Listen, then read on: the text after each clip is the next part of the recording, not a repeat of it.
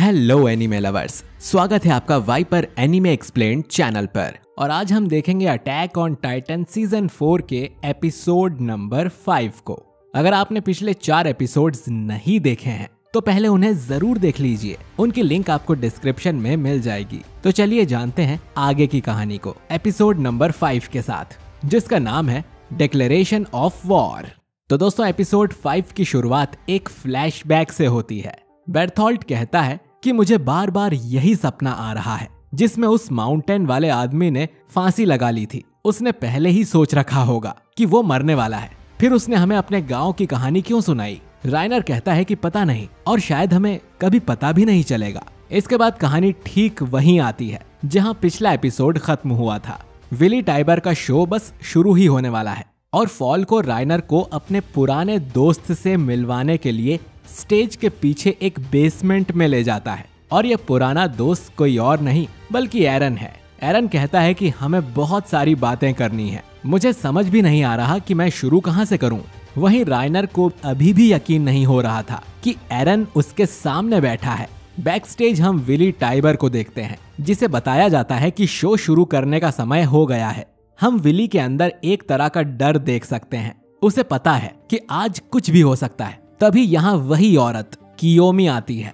कियोमी Willie को बधाई देती है और शो के लिए गुड लक बोलती है। लेकिन इसके बाद कियोमी किसी अनजान कारण से शो को देखे बिना ही यहाँ से चली जाती है। इधर एरन राइनर को चेयर पर बैठने के लिए बोलता है और कहता है कि ये काफी अच्छी जगह है। हमारे ठीक ऊपर एक बिल्डिंग है जिसमें कई सारे लोग रहते हैं, ठीक हमारे सिर के ऊपर।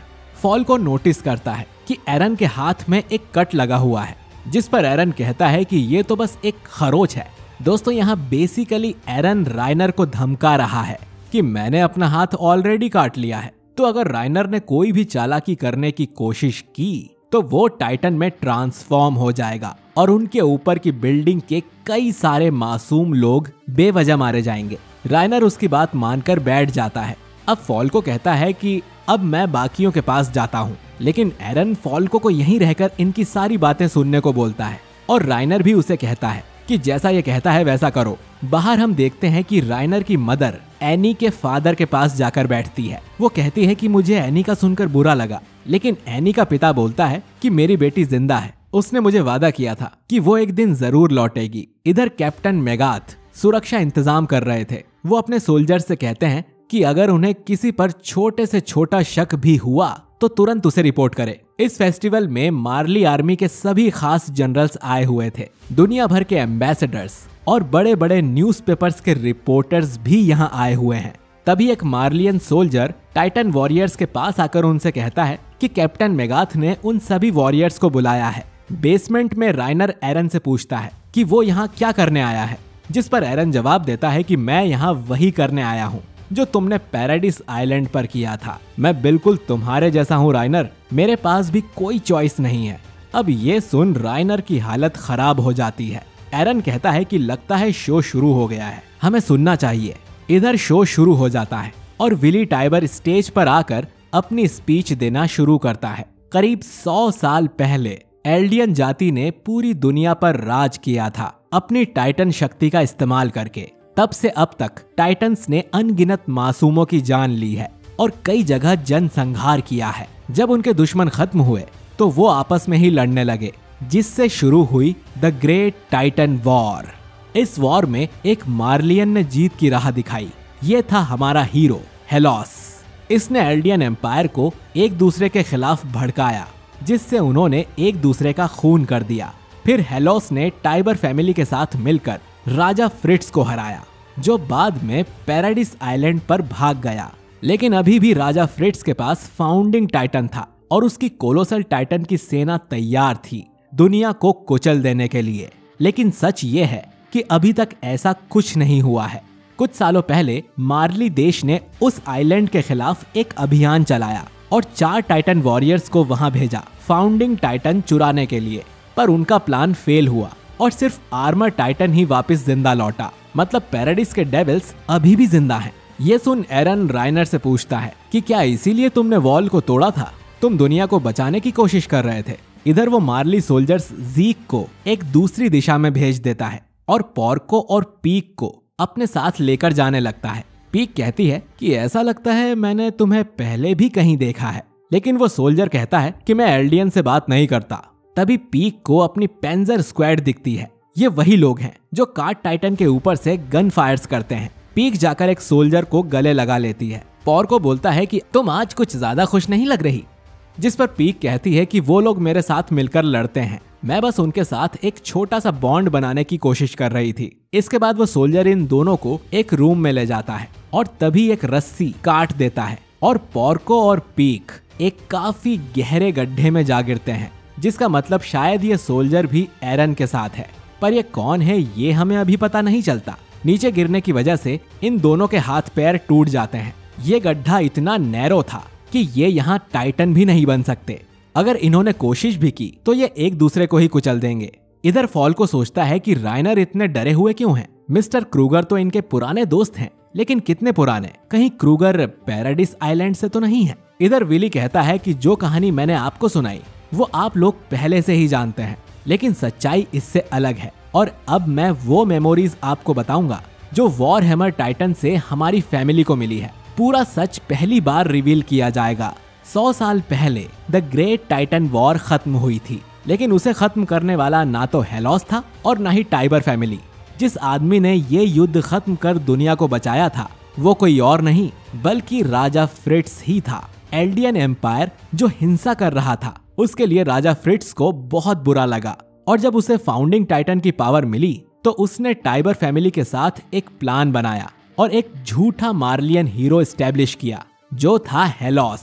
उसने जितने ज्यादा हो सके उतने एल्डियंस को पैराडिस पर शिफ्ट किया और उनकी सुरक्षा के लिए 3 वॉल्स बनाई। उसने सभी को यह चेतावनी दी कि किसी ने भी अगर यहाँ की शांति भंग की तो वो पूरी दुनिया पर लाखों कोलोसल टाइटन छोड़ देगा।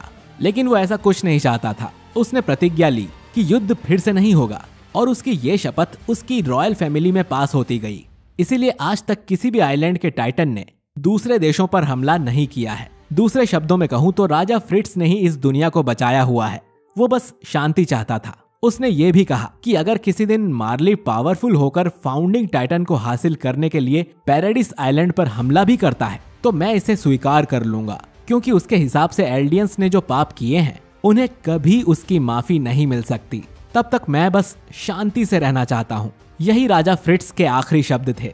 ये सुन सभी लोगों में बातें होने लगती है कि इसका मतलब मार्ली और टाइबर फैमिली ने किसी को नहीं बचाया और वो सब झूठ था और इसका मतलब हमें पैराडिस के डेविल्स से डरने की जरूरत भी नहीं है।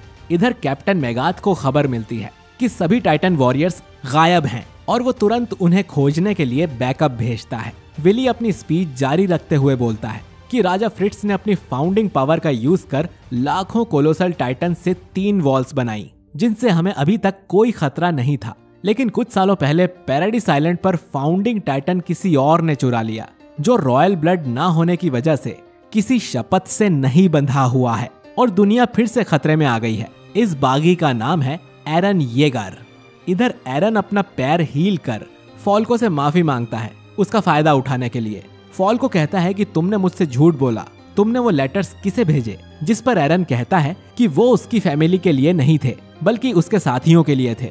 इधर विली कहता है कि एरन येगर किसी प्रतिज्ञा का बाध्य नहीं है। अगर उसने फाउंडिंग टाइटन का यूज कर लाखों कोलोसल टाइटन को आजाद कर दिया तो कोई कुछ नहीं कर पाएगा। अगर उसने ये रंबलिंग शुरू कर दी तो मानवता पर कयामत आ जाएगी और इस दुनिया में सब कुछ तबाह हो जाएगा। एरन कहता है विली सही बोल रहा है, मैं एक बुरा इंसान हूँ और दुनिया तबाह कर सकता हूँ, लेकिन मेरे लिए तो तुम सब बुरे लोग हो। जिस दिन तुमने वॉल तोड़ी थी उस दिन एक टाइटन ने मेरी माँ को खा लिया था। तो बताओ राइनर, मेरी मदर की क्या गलती थी? राइनर जवाब देता है कि उस दिन हमने वॉल तोड़ी थी ताकि हम वॉल्स के अंदर घुसपैठ कर सकें। उनका मिशन था दुनिया को बचाना। एरन कहता है कि ये सब अगर तुमने दुनिया को बचाने के लिए किया तो तुम्हारे पास कोई चॉइस नहीं होगी। मैं भी समुद्र के पार के सभी लोगों को अपना दुश्मन मान बैठा था, लेकिन जब मैं यहाँ आया तो मुझे एहसास हुआ कि यहाँ के लोग और वॉल्स के अंदर के लोग सब एक जैसे ही हैं। दोनों तरफ बुरे लोग हैं और अच्छे लोग भी हैं, लेकिन तुम्हें बचपन से ही यही सिखाया गया है कि पैराडिस के लोग राक्षस हैं। इसीलिए उन्होंने इतने इम्पोर्टेंट मिशन के लिए तुम नासमझ बच्चों को भेजा। राइनर एरन से रोते हुए माफी मांगता है कि ये सब मेरी गलती है। जिस दिन मार्शल मारा गया, एनी और बेर्थोल्ट तो मिशन रद्द कर घर वापस आना चाहते थे, लेकिन मैंने उन्हें वहां रोका क्योंकि मैं एक हीरो बनना चाहता था। तुम्हारी मदर मेरी वजह से मारी गई है। मैं अब ये और सहन नहीं कर सकता। प्लीज तुम मुझे मारकर इस गिल्ट से मुझे मुक्त कर दो। इधर विली कहता है कि मैं भी एल्डियंस जाति से उतनी नफरत करता हूँ जितना आप लोग करते हैं, लेकिन मैं जीना चाहता हूँ क्योंकि मैं इस दुनिया में आया हूँ। हम सब का दुश्मन एक ही है जिसका सामना करने के लिए हम सभी को एक होना ही होगा। हम सब मिलकर इस कयामत को रोक सकते हैं। हम सभी देश अगर पैराडिस पर अटैक करें तो उन डीमंस को हरा सकते हैं। और मैं विली टाइबर मार्ली की तरफ से पैराडिस आइलैंड के डीमंस के खिलाफ जंग का ऐलान करता हूँ। इधर एरन राइनर से हाथ मिलाते हुए कहता है कि मैं भी बिल्कुल तुम्हारे जैसा ही हूँ राइनर। मेरे पास भी कोई चॉइस नहीं है। मुझे आगे बढ़ते रहना होगा जब तक मेरे सारे दुश्मनों का सफाया ना हो जाए। और इतना कहकर एरन अटैक टाइटन में ट्रांसफॉर्म होने लगता है। राइनर इसके ब्लास्ट से फॉल्को को बचाने उसके सामने आता है। एरन अटैक टाइटन में ट्रांसफॉर्म होता है और वो उस बिल्डिंग को डिस्ट्रॉय करते हुए बाहर निकलता है और एक राक्षस की तरह दहाड़ते हुए विली के शरीर के 2 टुकड़े कर उसे मार देता है। और ये एपिसोड 5 यहीं खत्म हो जाता है। इस एपिसोड के मिड इन्फो कार्ड की बात करें तो हमें उसी पैराडिस आइलैंड ऑपरेशन के बारे में बताया गया है कि 4 छोटे वॉरियर्स को पैराडिस भेजा गया था फाउंडिंग टाइटन को लेने के लिए, लेकिन उसके 5 साल बाद 2 वॉरियर्स एनी और बेर्थोल्ट को दुश्मनों ने पकड़ लिया और मार्शल मारा गया। लेकिन जॉ टाइटन के होल्डर ईमिर को वापस मार्ली लाया गया और पोर्को ने उसे खाकर जॉ टाइटन इनहेरेंट किया है। बाकी सिर्फ राइनर ही सही सलामत वापस लौटा है। तो दोस्तों, आपको ये धमाकेदार एपिसोड कैसा लगा?